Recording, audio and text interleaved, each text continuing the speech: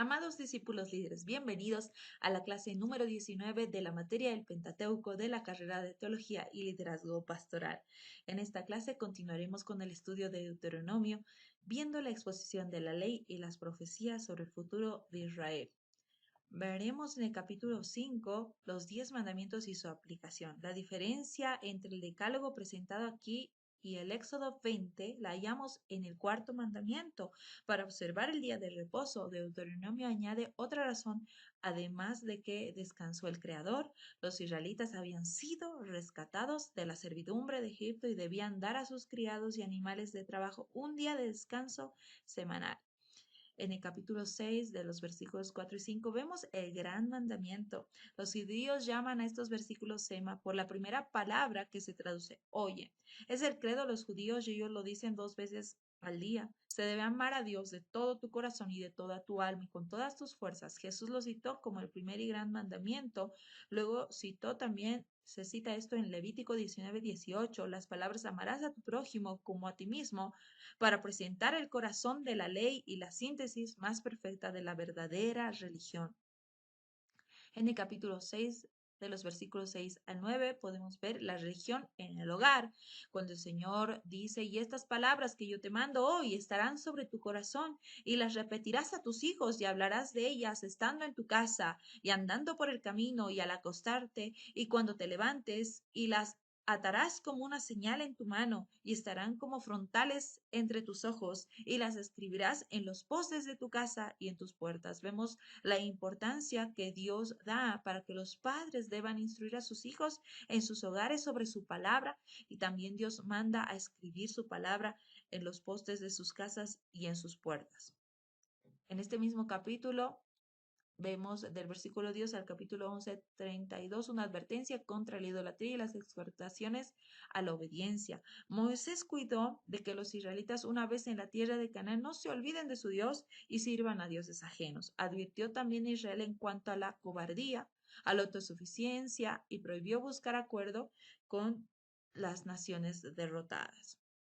De los capítulos 12 al 16 de Deuteronomio podemos ver las leyes tocantes al culto y la vida santa. El propósito de estas leyes, de este grupo de leyes, era lograr la consagración completa a Jehová. Se puede ver exigencias en cuanto a los diezmos, las primicias y los sacrificios que estaban relacionadas con el establecimiento de un solo lugar de culto, que al principio fue el tabernáculo y después el templo. En los capítulos 12 y 13 de Deuteronomio vemos unas precauciones contra la idolatría. Al entrar a Canaán, los israelitas estarían rodeados de idolatrías, entonces era importante que Moisés los prepare para resistir esas tentaciones, y por ello les ordena tres cosas. Primero, debían destruir completamente todos los lugares del culto pagano para que la tierra fuera santa. Segundo, debían prestar culto a Jehová en un solo lugar. Esto los prevendría contra la tendencia de mezclarse con otras costumbres idólatras cananeas. Y tercero, debían erradicar a los que cayeran en la idolatría. Dios permitiría que se levanten falsos profetas para probar a su pueblo, y así descubriría si le amaban con todo su corazón o no. No debían dejar que estos falsos profetas los engañen, aun si tuvieran señales y milagros. Debían darles muerte. En los capítulos 14 al 16, versículo 17, vemos los deberes filiales y religiosos. Como pueblo consagrado a Jehová, ellos deberían manifestar santidad en todos los aspectos de su vida. Entonces, esta santidad debía expresarse en varias maneras. No debían practicar las costumbres paganas como hijos de Dios, hechos a su imagen. No debían desfigurar sus cuerpos. Debían comer solamente lo que era limpio. Debían ofrecer a Dios los diezmos de los frutos de su trabajo. Debían cancelar las deudas cada séptimo año, el año de remisión. Debían hacer anualmente los 3 peregrinajes al centro religioso para celebrar las 3 fiestas sagradas. Vemos las leyes de justicia y de humanidad de los capítulos 16, versículo 18 hasta el capítulo 26, versículo 19. Puesto que en Israel regía una teocracia, es decir, que solo Dios gobernaba, las funciones civiles y religiosas se unían para que todo quedara bajo la dirección divina del Señor. En los capítulos 16 hasta el 17-13 vemos la administración de la justicia, en donde debían escogerse jueces escogidos por el pueblo hebreo como representantes de Dios y para proteger los derechos del pueblo. Debían ellos juzgar parcialmente. Vemos también las instrucciones acerca de un rey en este capítulo 17. Debía ser elegido por Dios. También debía ser un israelita y no un extranjero. No debía aumentar para sí caballos ni volver a Egipto. No debía tomar para sí muchas mujeres. No debía amontonar para sí riquezas. Es decir, que no debía usar sus poderes para fines egoístas, sino para servir al pueblo de Dios. Debía escribirse una copia de la ley para el rey. Esta copia era muy importante para que el rey leyera la ley y su corazón no se desviara ni a diestra ni a siniestra y cumpliera los mandamientos del Señor a la perfección. Y esto haría que también el reinado de este rey se extienda y que también sus hijos estén en el reinado. En el capítulo 18, del 1 al 8, vemos las porciones de los levitas. Vemos que Dios había escogido a los levitas para el sacerdocio y ellos debían estar en el tabernáculo, enseñar la ley, también ayudar a los sacerdotes, por lo tanto, no recibirían un terreno como las otras tribus. ¿Por qué? Porque Jehová es su heredad. Ellos debían estar dispersos por todas partes a fin de que estuvieran al alcance del servicio del pueblo hebreo y también serían sostenidos con los diezmos de los hebreos. En el capítulo 18, de los versículos 9 al 22, vemos los profetas, que se encuentra la promesa de que Dios iba a levantar un orden de profetas. Pero ¿por qué motivo? Era para que Israel no cayera en la adivinación, en el espiritismo y en la magia. Entonces, no era necesario consultar a los espiritistas para ver el futuro, porque Dios enviaría profetas verdaderos a su pueblo. Vemos en el capítulo 19 del 1 al 14 las ciudades de refugio. Según las leyes antiguas de Israel, cuando uno hería o mataba a una persona, aunque fuera por accidente, podía ser muerto por el pariente más próximo de la víctima. Esto se llamaba el vengador de la sangre. Moisés señaló 3 ciudades al este del Jordán que servirían de asilo a quienes mataran a otros por accidente. Vemos que Josué más adelante apartó esas otras 3 ciudades al oeste del mismo río. En los capítulos 19 al 26 nos habla de muchas leyes y vamos a ver algunas. En cuanto al servicio militar, el que acababa de construir una casa nueva o sembrar una viña o contraer matrimonio estaba eximido del servicio militar. Tampoco se aceptaba a los que tuvieran miedo porque este miedo les podía contagiar a los otros guerreros. Los israelitas debían destruir completamente a los cananeos y a sus ciudades. El propósito era que la religión de Jehová no fuera contaminada con las costumbres paganas de otros pueblos. Los israelitas debían mantener diferencias de vestimentas entre los sexos. Y también sobre la esclavitud, el concubinato, la poligamia y el divorcio eran tolerados, pero muy restringidos. La esclavitud no existía en gran escala como en otras naciones, y las leyes mosaicas en cuanto a estas desgracias eran muy humanitarias. Dios permitió estos abusos porque los hebreos no estaban preparados todavía para la elevada moralidad del sermón del monte que dijo nuestro Señor Jesús. Vamos a ver Deuteronomio de los capítulos 27 al 34, que nos habla sobre profecía sobre el futuro de Israel.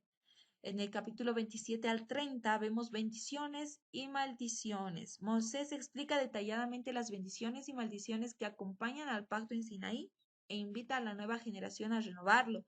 Sin embargo, la ratificación final del pacto con Jehová sería hecha cuando ellos entrarían en la tierra de Canaán. En el capítulo 27 podemos ver la promulgación de la ley en Ebal. Al entrar en la tierra prometida, Israel tenía que caminar por el valle entre los montes Ebal y Gerizim. Este valle forma un anfiteatro natural que es ideal para proclamar la ley ante una multitud. Ahí debían edificar un altar, revocarlo con cal e inscribir la ley sobre él. Debían ofrecer sacrificios de holocausto y ofrendas de paz. El holocausto significaba consagración y la ofrenda de paz comunión con Dios. De esta manera, al entrar en la tierra, los israelitas se consagrarían nuevamente al Señor. Eran actos imprescindibles para recibir el apoyo divino y alcanzar la victoria sobre los cananeos. 6 de las tribus iban a tomar posesión sobre las faldas del monte Ebal y las otras 6 sobre Gerizim. Cuando los levitas leyeran las maldiciones, los israelitas situados en las faldas de Ebal debían contestar amén. Cuando lo leyeran las bendiciones, las tribus sobre Gerizim contestarían de la misma forma, amén. Así antes de conquistar Canaán, los israelitas tendrían grabadas en sus corazones las condiciones que determinarían la bendición o la maldición y vemos la importancia que Dios le da a repetir y a memorizar su ley. En el capítulo 28 vemos las sanciones de la ley, pero también bendiciones y maldiciones. Si ellos iban a ser obedientes, Deuteronomio 28 del 1 al 14 nos dice que la obediencia traería muchas bendiciones a Israel, como la prosperidad extraordinaria y general, la liberación de los enemigos, la abundancia de producción, las bendiciones espirituales, la prominencia entre las naciones. Pero si ellos no iban a obedecer sus mandamientos, también esta desobediencia traería las siguientes maldiciones, como maldiciones personales, peste, sequía, derrota en las guerras, plaga, calamidad, cautividad, invasiones de los enemigos, dispersión entre las naciones. Vemos en el capítulo 29 y 30 el último discurso de Moisés y el llamamiento a renovar el pacto. Moisés apela personalmente a esta generación para que juren ser leales. Predice la apostasía de Israel y su castigo. Pero también Moisés presenta a Israel dos alternativas: servir a Jehová o servir a sus enemigos. Al dejar a Jehová, Israel sería luego siempre presa de los invasores. Únicamente el brazo invisible de Dios puede protegerlo si el pueblo se apoya en el Señor. En los días finales de Moisés, de los capítulos 31 al 34, vemos que cuando él cumplió 120 años, Moisés sabía que le quedaba poco tiempo antes de morir. Por eso alentó a los israelitas a esforzarse para tomar la tierra de Canaán y puso en su cargo de sucesor a Moisés y entregó el libro de la ley a los levitas para ser guardado junto al arca en el lugar santísimo. Moisés dio instrucciones a los levitas para que se congregaran a los israelitas en los años, para que los levitas, congregaran a los israelitas en los años sabáticos, es decir, cada 7 años, a fin de leerles la ley. Así, los levitas recibieron esta instrucción de Moisés y debía ser cumplida por ellos. Vemos el cántico de Moisés. Al cruzar el Mar Rojo, Moisés había cantado al Señor y ahora, cuando estaba a punto de morir, él también le compuso otro cántico de gozo a Jehová. Este cántico se llama la clave de toda profecía porque se cuenta el nacimiento, la niñez de Israel, su integridad, su apostasía, el castigo y la restauración. El tema es el nombre de Jehová, su tierna solicitud por su pueblo, su justicia y su misericordia. El cántico de Moisés tenía mucha importancia, pues los cánticos nacionales se graban profundamente en la memoria y tienen una influencia poderosa para conmover los sentimientos de un pueblo. En el capítulo 33, Moisés bendice a las tribus. Poco antes de subir al monte Nebo para contemplar la tierra prometida y morir, Moisés bendijo a las tribus de Israel y profetizó poéticamente las bendiciones que ellas recibirían al establecerse en Canaán. Y en el capítulo 34 nos habla de la muerte de Moisés como parte de la recompensa por su fidelidad. Dios le permite a Moisés contemplar la tierra prometida desde la cumbre del monte Nebo, pero por su desobediencia en el incidente de las aguas de Meriba, no se le permite entrar en aquella tierra. Sin embargo, no hubo profeta antes ni después en Israel como él. Dios llevó el espíritu de Moisés con él y sepultó el cuerpo en un lugar desconocido por los israelitas. Muchos creen que este capítulo lo escribió Josué como un tributo final a Moisés. Con esto hemos terminado esta clase. Que Dios les bendiga.